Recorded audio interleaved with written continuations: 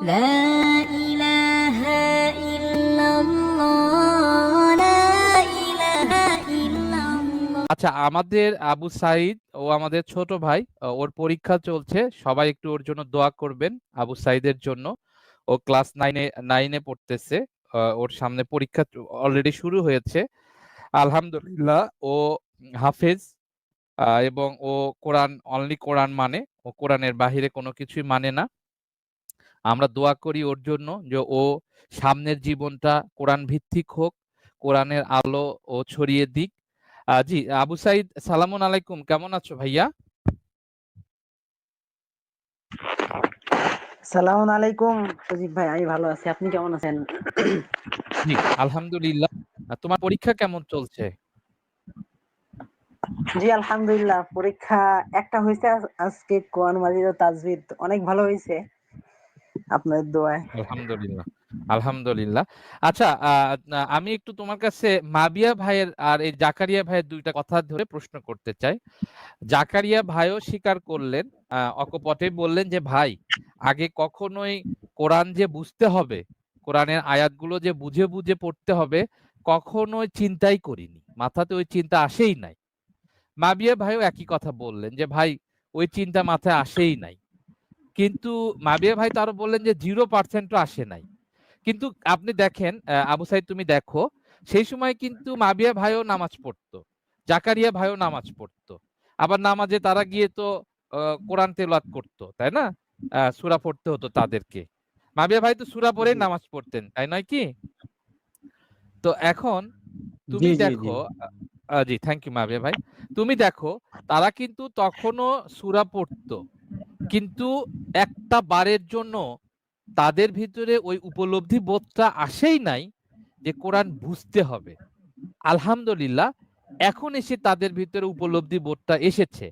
এখন আবু সাইদ, তোমার কাছে, তুমি ছোট মানুষ হিসেবে তোমার কাছে আমার জানা, এই যে সূরা বাকারার ৭৯ নম্বর আয়াতে আল্লাহ যে কথাটা বললেন, যে ভয়ঙ্কর সতর্কতাটা দিলেন, আমরা যারা সেই সতর্কতাটাকে ভয় পেয়ে এবং সূরা ফুরকানের ৩০ নম্বর সূরার ২৫ নম্বর আয়াতকে ভয় পেয়ে, যে আল্লাহ রাসূল সেদিন মামলা ঠুকে দিবে তার উম্মতের বিরুদ্ধে, আ আ যে আমার এই উম্মত কোরআন থেকে ইয়ে করেছে, কি বলে, তারা বিচ্যুত হয়ে গেছে।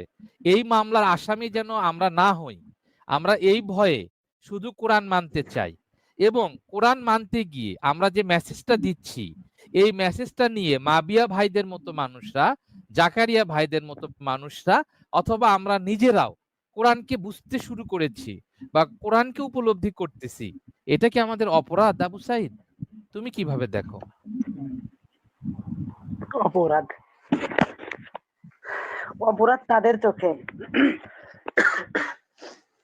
অপরাধ তাদের চোখে যাদের আর প্রয়োজন হবে না এই কোরআন, যদি আমরা নিজের ভাষায় বুঝি, যদি আমরা বুঝে যাই, তাদের আর প্রয়োজন হবে না। তাই তাদের চোখে আমাদের অনেক বড় অপরাধ।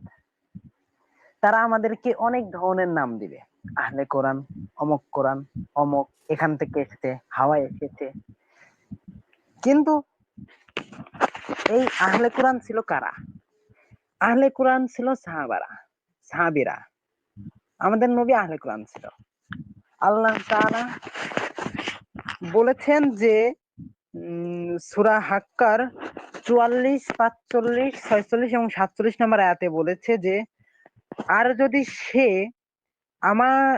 আর যদি সে আমার নামে কিছু কথা বানিয়ে বলতো, তবে অবশ্যই আমি তার ডান হাত শক্ত করে ধরে ফেলতাম, অতঃপর আমি তার মহাধ্বনি অর্থাৎ জিহ্বা কেটে দিতাম, আর তোমাদের মধ্যে কেউ তাকে রক্ষা করতে সক্ষম হতো না। আল্লাহ তাআলা এখানে নবীকেই এত বড় ধমক দিচ্ছে, এত বড় সতর্ক করতেছে যে তুমি যদি আমার নামে তোমার নিজের পক্ষ থেকে কিছু বানিয়ে বলতে, তাহলে তোমার হাত ধরে ফেলতাম, তোমার জিহ্বা কেটে দিতাম, তোমাকে কেউ সাহায্য করতে পারতো না, রক্ষা করতে পারতো না। কিন্তু বর্তমান ওই সূরা বাকারার ওই আয়াত অনুযায়ী নিজ হাতে কিতাব রচনা করে আমাদেরকে, আমাদের কাছে বলে যে এটা আল্লাহর কাছ থেকেই। কিন্তু ওটা তো আল্লাহর কাছ থেকে নয়, ওটা তো নিজের হাতে বানানো। এবং আল্লাহ তাআলা নবীকেই সতর্ক করে দিতেছে যে নিজে থেকেই বললেই তোমাকে আমি ধরে ফেলতাম, তোমার জিহ্বা কেটে দিতাম। তাহলে এরা কি এই আয়াতটা দেখে না যে নবীকেই এত বড় সতর্ক করা হচ্ছে, আর আমরা হলাম তার উম্মত, আর আমরা কিভাবে এসব বানাই, নিজের হাতে বানিয়ে আবার বলি যে এটা আল্লাহ তাআলার কাছ থেকে এসেছে। কিন্তু অনেকে আবার বলে যে এই যারা মানে বলতেছে আর কি, যারা এই যে হাদিস এখনো মানে তারা বলতেছে, অনেকেই বলে যে এই যারা মানে আমাদের কথাই বলি, তারা যে নাম দিয়েছে সেই নামেই বলে যে আহলে কোরআনদের ওসিলায় আমরা এখন কোরআন পড়তে শুরু করেছি। একদিক থেকে ভালো হয়েছে, কিছু না হোক একদিক থেকে তো ভালো হয়েছে যে মানুষ কোরআন পড়তে শুরু করেছে। সূরা মুহাম্মাদের 24 নম্বর আয়াত অনুযায়ী আফালা ইয়াতাদাব্বারুনাল কুরআনা মা আলা কুলুবিহিম, তারা কি কোরআন নিয়ে চিন্তা ভাবনা করে না, তাদের অন্তর কি তালাবদ্ধ? হ্যাঁ, তালাবদ্ধতা খুলতেছে এখন এই আহলে কোরআনদের ওসিলায়। কিছু দিক না লাগলে একটা দিক তো কামে লাগতেছে।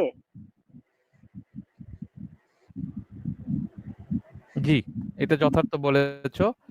অনেক ধন্যবাদ।